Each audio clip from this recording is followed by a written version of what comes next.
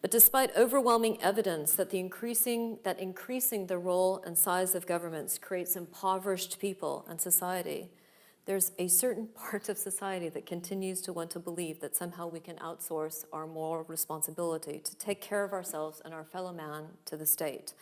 At precisely the point where technology can empower the individual to manage their lives more efficiently, we seem to be increasingly numb to the implications of outsourcing this to the state. The Financial Times asked me to write an article on responsible business not too long ago, which I did. And the whole premise of writing an article on responsible business struck me as kind of interesting because it implies that somehow there's irresponsible business. But anyway, the main thrust of my article was that there is no such thing as responsible business. There are only responsible business people. I can't outsource my humanity to the state to take care of, for example, homeless people. I have to recognize that that homeless person on, say, my way home from Earl's Court Road is my responsibility, and it should be the responsibility of me and people to take care of our fellow man, not the state. I don't believe in surrogates. We must accept our responsibilities.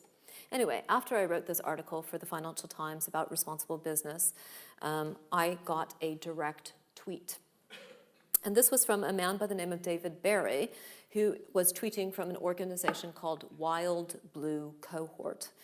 And the direct Twitter exchange that I engaged with him ran something like this. He tweeted, "I read your Financial Times article. Interesting. We thought that we had found all the wealthy people in Earl's Court Road, but we missed you. We've taken it upon ourselves to solve the problems of Earl's Court Road on our own without government involvement.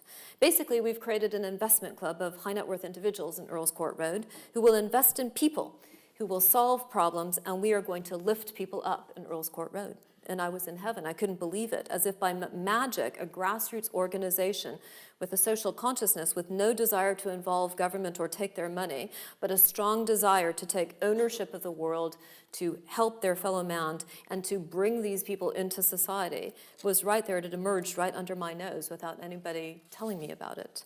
Organizations like Wild Blue Cohort and other private organizations set up by driven individuals to harness the power of individuals backing other individuals without state involvement for the creation of wealth exist all over the world. Look at the Grameen Phone. A friend of mine, Iqbal Kadir, who founded the Grameen Phone, said, quote, "Capitalism was about empowered authority, which didn't necessarily activate the citizenry. The internet stands that on its head and shifts the power to the individual, making individual capitalism the force of the 21st century." But one of the best articles to explain the bankruptcy of state involvement was written by John Bridgeland and Peter Orksat in the July-August 2013 issue of The Atlantic. There I was on another flight of British Airways to, I don't know, and I pick up The Atlantic, and not even on the front page, but tucked into The Atlantic was this article, "Can Government Play Moneyball?" And this is the opening paragraph. It's just beautiful. "Based on our rough calculations, less than 1 out of every $100 of federal government spending in the United States is backed by even the most basic shred of evidence that money is being spent wisely.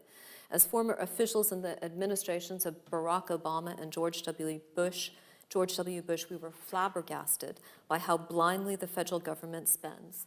In other types of American enterprise, spending decisions are usually quite sophisticated and are rapidly becoming more so. Baseball's transformation into Moneyball is one example. But the federal government, where spending decisions are largely based on good intentions, inertia, hunches, partisan politics, and federal and personal relationships, has missed this wave." And this article in The Atlantic is incredibly useful, if frankly a bit boring, because they make the case so effectively that government money has unbelievably unintended consequences.